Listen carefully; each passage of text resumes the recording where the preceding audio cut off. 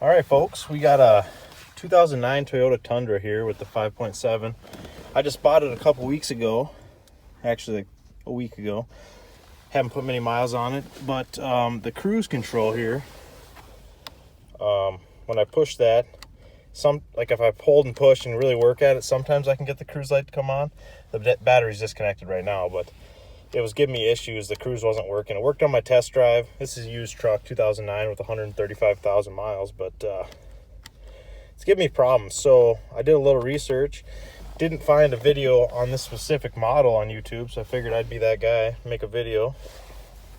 But I bought this switch on eBay, of all places, for like $9 or $10 shipped. So got that here. Looks the exact same. I'm sure I checked at O'Reilly's and stuff like that, and they wanted like over $100 for this same deal. I mean, I'm sure this is a cheap copy from China, but we shall see. So, before I ramble on too much, you got these on both sides, these little case deals I noticed. So hopefully, I'm thinking you just pop from the back. Maybe not. Come on now. See if I can break it on video for. Oh, there she went. Take that off. Other side here, same concept.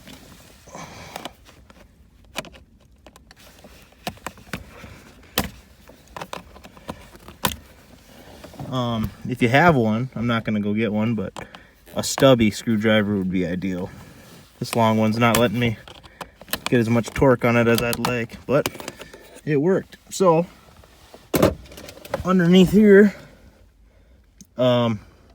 I was told to make sure you disconnect the air battery so the airbag doesn't blow up in your face, but there's a T30 Torx on each side.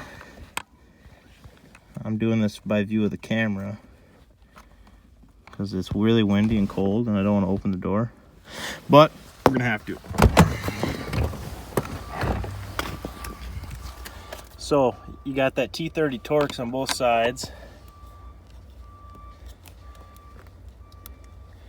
and it's super tight. Holy shit. There she popped. Supposedly that makes the front of your middle of your steering wheel come off where the airbag's at. So I'm gonna take these out of both sides.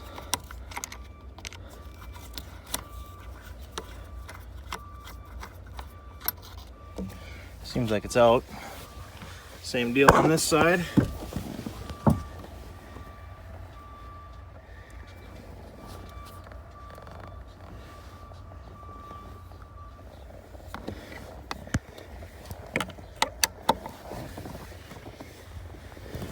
Sorry, terrible view, but just trying to get her done here. I have no idea if this is actually going to fix it, but I'll let you know. If it doesn't, I probably won't even post the video, so stay tuned. Now, these screws don't seem to want to come out. They just get loose. I got a feeling there's something holding them. So I'm going to give it a shot here. Give this a tug, and yep, there she goes.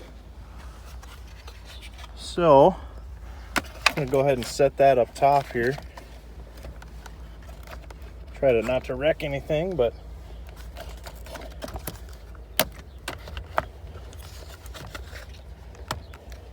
okay. Got that airbag up out of the way. So now, where do Phillips go? The old 6-in-1 screwdriver here. Flip that sucker around.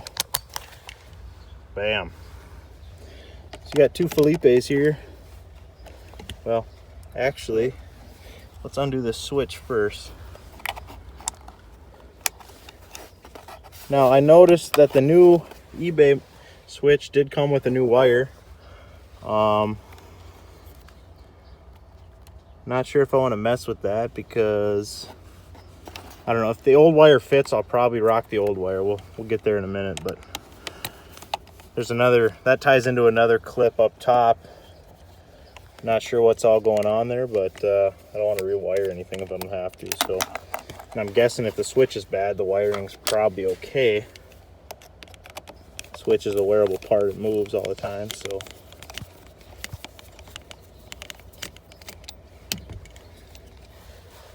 It's nice you got the little storage pocket here. Very convenient. So now that 2 screws should just lift up off of that peg and pull right out. And it's kind of dirty back here. Nasty. Okay. Old, out with the old, in with the new. We're gonna do the same thing, just in reverse. Stick that through there, boom, boom. Grab the same screws. It came with new screws as well. I'm gonna use as much existing parts as I can.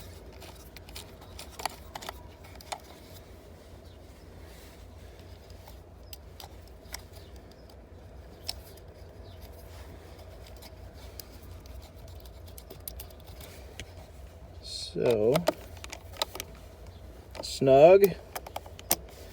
Got little lock washers on there so you don't got to torque them too bad. Just flatten those out. Bam. Bam. I don't think that's going anywhere. The old plug back in. Okay, back how it was. Now, to reinstall this.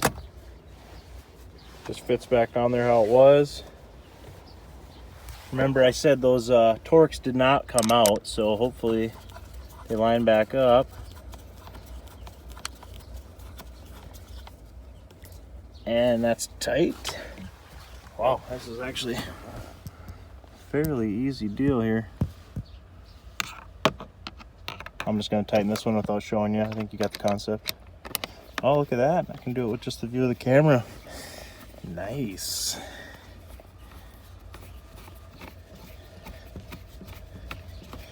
By doing this, I also discovered, like I said, I've had this truck for like 200 miles so far only, so I haven't played with it too much, but the battery cable was super loose. I didn't have to use a wrench, I just yanked it off, so that's something I'm gonna fix later today as well.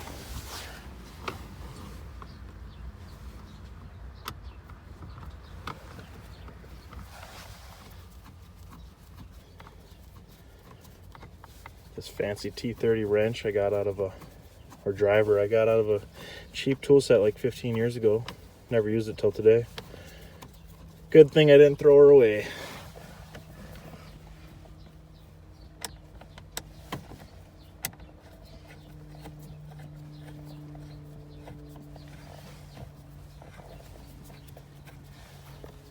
I'll probably edit this out. This is really boring. Okay, snug on both sides.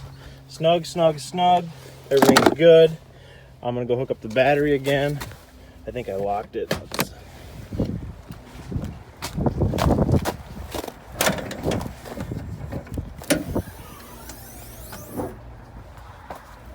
Yeah, this is really pathetic setup here.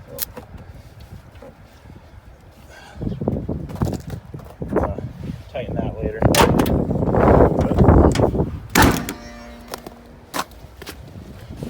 So, see if she'll start with that loose battery connection. She sure did earlier. I have not put these back on yet.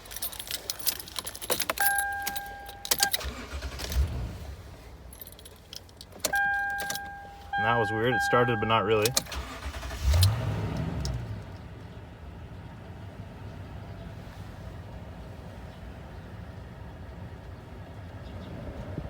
Okay, it started. Let's see this sucker.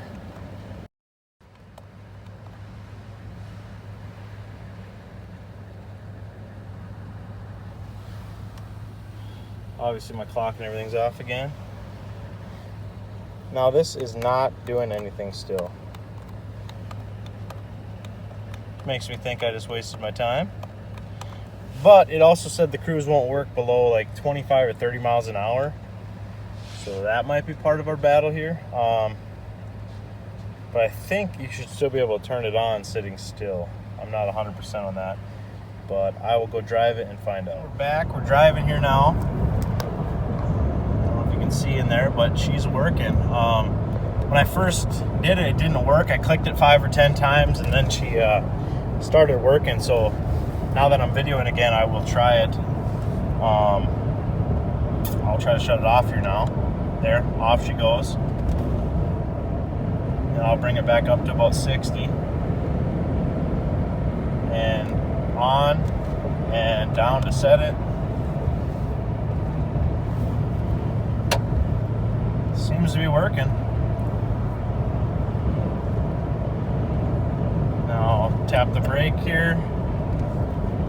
And she dies just like she's supposed to, so good deal. So I pulled over here once again just to try it, but I'm pulled over in park, and I push the button here. Nothing happens, cruise stays on. So I got a feeling that below that 25 or 30 mile an hour, whatever the cutoff is, I don't know what it is, I've heard both, but I have a feeling you can't change any of your cruise settings below that. So I'm gonna, on the way home here, I'm gonna try it a few more times. But yeah, anyway, I'll post where I got it from, but $10 fixed it. I'm sure that would have cost me, well, I already checked, over 100 at O'Reilly's or AutoZone. And if you had a repair shop replace it for you, that 15-minute job I'm sure would be an hour, which around here is well over $100. So yeah, hopefully it helps somebody out. Thanks.